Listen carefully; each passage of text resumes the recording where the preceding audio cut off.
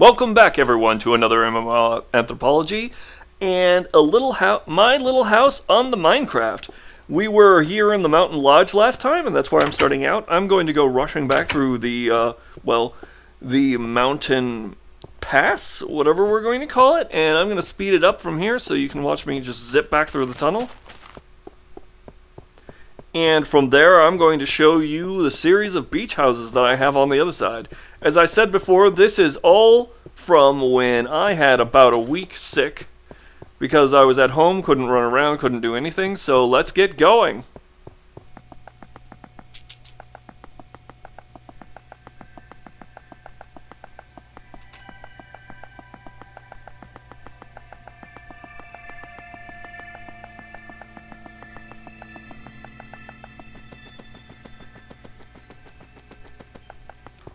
I should really have signs around here somewhere showing me where to go, that way I know exactly where, but I do know that the beach houses are over these interesting little bridges that I was playing with, and so we'll just come in this direction and I'll show you where this goes.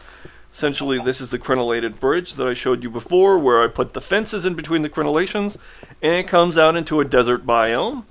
And of course, because I'm just paving the world, I decided to cut through what was there, but then I didn't feel like cutting through the desert because sand falls down on me, and so I rose up above it and paved over it, just like one would in the Arizona desert or Yuma or other places where there's a ridiculous amount of sand. There's a river over there. We'll go romping along here. That was a mine shaft that I decided to step out with some sandstone. Kind of a lovely area. And I leveled off and I mowed right through the sand here. I might move it a little bit away from the hello sheep road there. When I went through sand, I decided that it seemed a little bit inappropriate that it was just sand holding this up. So I replaced the portions of this that weren't stone with cobblestone to show that it was being, well, held up by something real. This pops out into a swamp biome, which I'm calling the beach houses. Zombie. This road, of course, stopped here because I saw a nice little place to put my favorite house. That one is another interesting house. I'll show that off in a moment. Here is my best house so far, which I think at some point I am going to make into a two-story. I put a fence around it because creepers spawn all over the place here and they make explosions. Of course, they can still come through here. Let's open this up. I threw up big glass windows so I could gaze out at the interesting swamps on all sides. This is a gorgeous view. By the way, I took a picture of this and threw it up on one of my blogs at one point just to make an example of it. This one, unlike others, does not go into a basement that is attached directly to one of the mines. But one of the fun things that I did was I made sure that all of the column supports that are these tree wood went down into the basement, so you can see where the tree supports, the columns, are for the level above. I even made a back door with some glass there so I could see when I came out, just in case there was a critter about to jump on me. And fence to protect myself from the wildlife. Way out. And I made a little bit of a mushroom farm here just for the hell of it, especially because mushrooms are very nice for food. Although, unlike bread, which I should om-nom some, unlike bread, mushroom soup doesn't keep you full as long. Although it is really ridiculously easy to make. Here's another bridge. It's quite long. I figured that I was going to sidle this up with these sort of maybe Japanese stone lantern type things. That's a prototype for it, made out of dirt. But I'm going to go in the water for a moment to show how I made this bridge. Ow. But what I did with the bridge was at each position I made a column support. You know, like 4 apart or so, to show that it's actually standing in the water and above the water and not just floating there. And when the water goes deeper, it goes deeper. Okay, let me get the sword out again just in case. Hello, oink oink. Let's go back past these lovely little mushrooms. You make excellent soup, by the way, although I don't know that I would want to subsist on it. And over here, I decided that I was going to make a castle. As you can see, it's got little crenellated battlements and what could be a moat. There's water flowing here. Well, water there, at least. This one also opens up onto a dungeon on one side. I made... checking for leaks.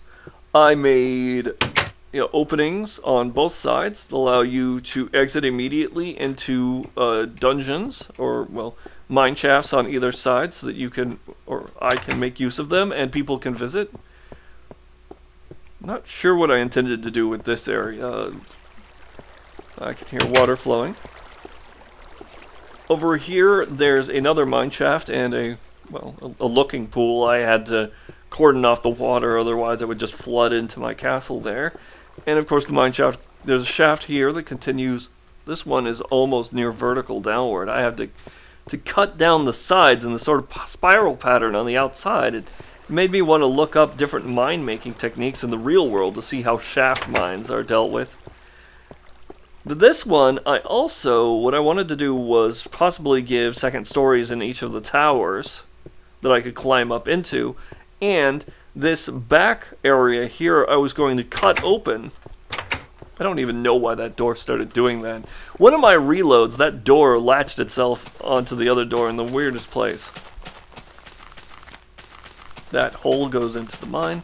What I was going to do was have this back section of the castle poke out in a road that continued onwards, and that way this castle could both be a visitor center for people visiting the mine, should they want to go into it and chop up, mine themselves some coal or quarry out cobblestone or whatever, and be basically a toll house or a place to stay while you were following down the road. This is an example of another one of my bridges that I was trying out. We can see I made it like a normal bridge, but I only put a cobblestone guardrail on one side with fencing because, well, there's nowhere to fall over here. As you can see, not only this one I did different supports for. I did tree supports. Here, let me come down here and show you how this functions. Little tree supports, but then I had each one double supported with cobblestone in between to show that it maybe was capable of stronger load bearing or something like that. It just looks more interesting. Although you really don't see it unless you jump off the bridge and then start looking. That about does it for most of the constructions that I have in this particular world. I haven't come back to this since that week that I spent making all of this. Although I still do greatly enjoy this view. I see that the sun is going down again. We've got sunset showing up. It looks very beautiful in this house. And with the sun going down, I was wondering how all of you have approached worlds like this, like Minecraft, which open up a particular element of creativity and enable you to... Oh, rain! Ah! I love rain! I know that there's other people who think that rain is one of the worst things to show up in a video game, but rain, I think, is awesome. I love rain in real life. I'm greatly amused by rain in Minecraft.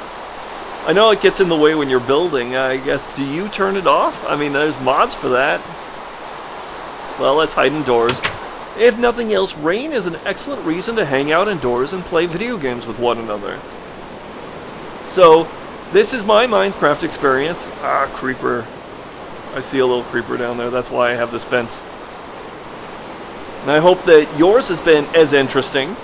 If you have anything to show off, if you have a Minecraft video you want to reply to this with and show it to me and tell me what you've done and why and how you present the world, and perhaps would you be interested in me working on a Minecraft scenario where I show you I think a pave the world concept? I figure that I might start an actual little house on the Minecraft video series where I do this. Basically pave the world, build houses out into the universe, and make roads and bridges to each of the different explore points. Meanwhile, thank you all for coming to another episode of MMO Anthropology. Good night, good dreams, and enjoy the rain.